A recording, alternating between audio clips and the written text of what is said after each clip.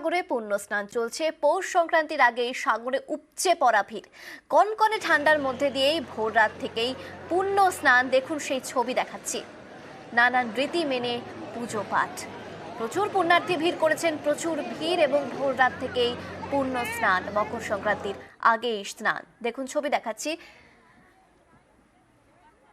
অর্পণ রয়েছে সরাসরি, অর্পণের সাথে একটু কথা বলি। অর্পণ, প্রচুর মানুষ ভিড় করেছেন, প্রচুর মানুষ আরো আসবেন। এই মুহূর্তে ঠিক কি ছবি? পুণ্যস্নান এখনো কি চলছে? আর নিরাপত্তা ব্যবস্থা সেটা নিশ্চয়ই বেশ আঁটোসাঁটো করা হয়েছে।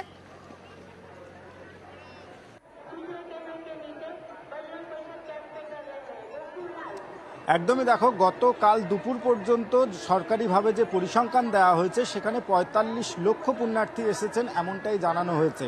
এবং রাত ভোর যে পুণ্যার্থী বিভিন্ন পয়েন্টে ছিলেন তারাও এসে পৌঁছেছেন। এবং ভোর রাত থেকে শুরু হয়েছে পুণ্যস্নান। তুমি জানবে, মকর সংক্রান্তির যে পূর্ণ লগ্ন সেটা আজ রাত ১২টা ১৩ মিনিট থেকে শুরু হচ্ছে এবং আগামীকাল রাত ১২টা ১৩ মিনিট পর্যন্ত চলবে।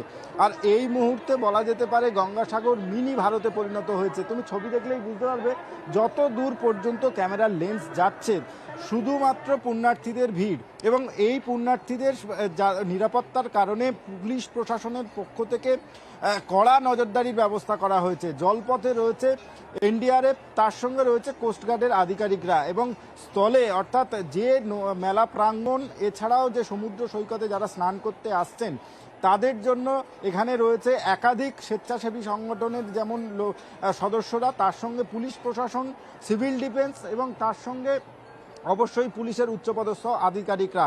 সকাল থেকে যে ছবিটা আমাদের চোখে পড়েছে, ভোর রাত থেকেই দেখা গিয়েছে যে পুলিশ প্রশাসন এই ভিড়ের মধ্যে কিন্তু তারা রয়েছেন, তারা সতর্ক করছেন, মাইকিং করা হচ্ছে।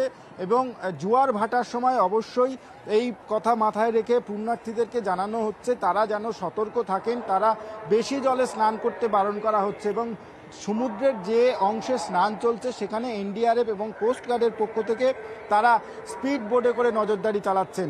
এবং কুয়াশার কারণে কিছু সময় ড্রোন বন্ধ থাকলেও কিন্তু কুয়াশা কাটার সঙ্গে সঙ্গে দেখা গিয়েছে যে ড্রোনের মাধ্যমেও এই পুণ্যার্থীদের ওপরে নজর রাখা হচ্ছে। গতকাল যেটা জানানো হয়েছে, প্রায় ১৪,০০০ পুলিশ কর্মী এই গঙ্গাসাগর মেলাতে মোতায়েন করা হয়েছে। এবং তার সঙ্গে যারা স্বেচ্ছাসেবী সংগঠনের সদস্যরা রয়েছেন তারাও রয়েছেন।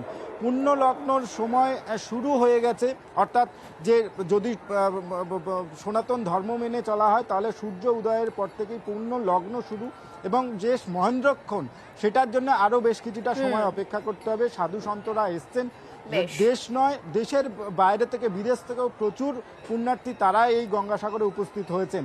এবং পুলিশ প্রশাসনের পক্ষ থেকে, জেলা প্রশাসনের পক্ষ থেকে এই সাগরের পুণ্য স্নান সঠিকভাবে এবং এই পুণ্য স্নানে কোনো রকম ব্যাঘাত না ঘটে সেজন্য কঠোর নিরাপত্তার ব্যবস্থা করা হয়েছে। একেবারে ধন্যবাদ অর্পণ।